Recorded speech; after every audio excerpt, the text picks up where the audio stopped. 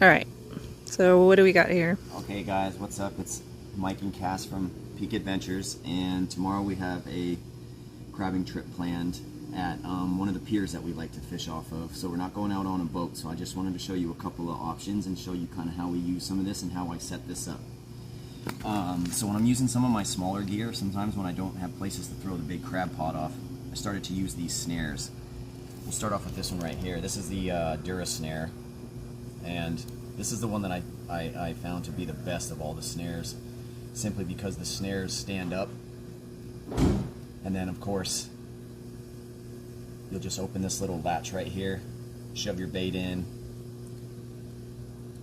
It's weighted with a nice big, I think I have like 8 ounces right here, and then I'll hook this to the end of my pole, which I'll show you here. I just got a really big saltwater pole. This is how I use to set this up.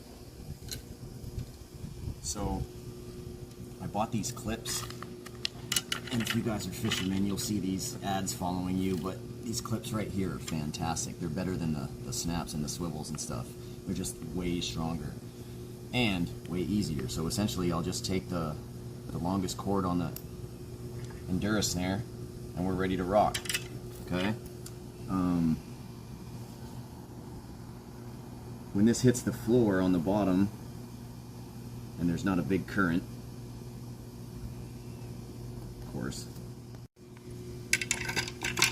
and as soon as I hook it up to my pole, essentially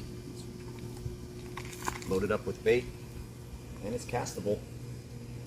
I'll just let this bad boy go. Nice big lobbing cast every 5 minutes, 10 minutes, 15 minutes or so, just depending on, you know, how I'm catching the crabs. That's when you'll pull this. You can't feel the crabs pulling on this like a normal lure and rod, so you know when to hook set. So every 5 minutes or so we just set a timer and I just pull them, and you're either lucky or you're not. Okay?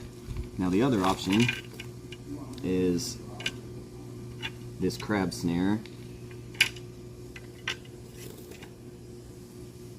and it's like spring loaded and it lays flat on the bottom, and this is where you put your big piece of chicken right here. Okay? And it's the same thing.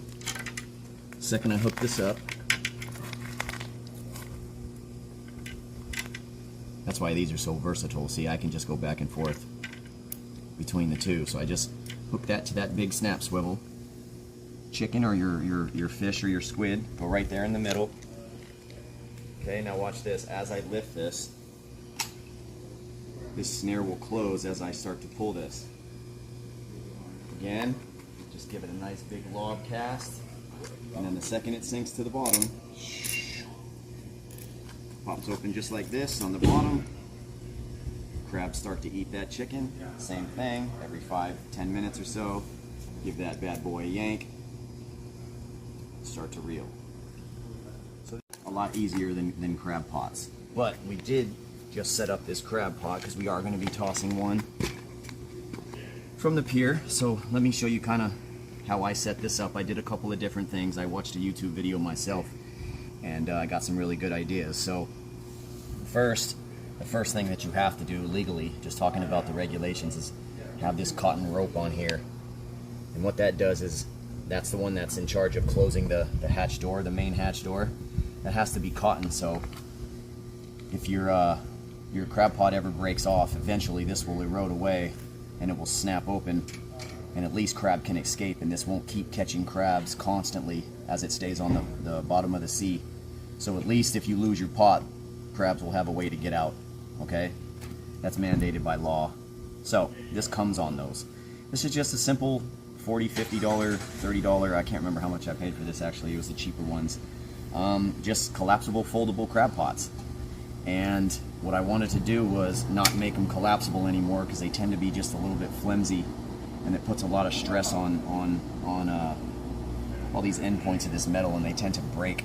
So I just zip tied all 4 corners, bottom and the top, just to make this more permanent. I know I can't break this down now, but I'm only traveling with one of these, so it's not too bad. If I had a bunch of them, I might leave them collapsible. Okay, so besides zip tying all the corners together, okay, and the tops right here, just to make this more of a solid structure, let me show you how I kind of set this up. So with this one, it didn't come with it, but I bought a kit. This is a 100-foot leaded rope so it can sink. And the reason why you want leaded rope is so that it doesn't float like this, all willy-nilly in the ocean, so that it can get sucked up in boat props. You want it hanging flat down so it sinks just like this, and so it's right underneath your buoy. That's just so that you're not a danger to other boats, okay? Then what I did was I hooked a 4-point harness, and then I put an extra buoy in the middle. Now some people don't do this, some people do. The reason why I did this is because if you don't, when this hits the sea floor, there's no buoy here, a lot of the rope tends to get all jumbled up and messed up into here, okay? And if you end up getting caught up on something or snagged or something, it's just a little bit tougher to pull. So with this bottom buoy, it will at least keep your line floated to here, so it keeps the rope off the cage. Then it's just a 100-foot rope, common upside down buoy, and if I need any more, then I can just add a whole nother rope on there. I'll just kind of get how deep we are. Let me show you some of the other cool factors that I did. For the weights, to weight it down, I actually went and got some PVC pipe with some screw caps and filled it with play sand.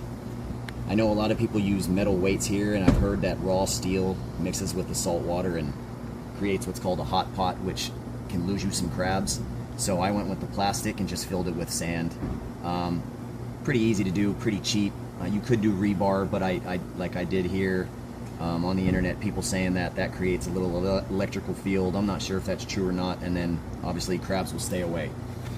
So I went with the PVC version, and I just filled these with sand. These are just, I think, 8-inch pipes and just screw caps. And I got the play sand at Home Depot. Then I went and I also got some pencil weight, and I put some pencil weight on, just snipped some pencil weight on these doors and zip tied and electrical taped them. This is a solid pencil weight, it's not the hollow stuff. Get the heavier stuff so that when the crabs go in, the door will slam shut behind them and stay shut. When you don't put the weights here and you get an underwater current, it'll tend to keep your doors open and allow crabs to escape. So weight each one of those door downs and you're ready to rock. And then of course I got one of those big cages just hanging in the middle. You can get one of the bags. The bags tend to just last maybe a season or two. This should last forever. And so essentially we'll get to our crabbing grounds, open up our door, take our bait cage out,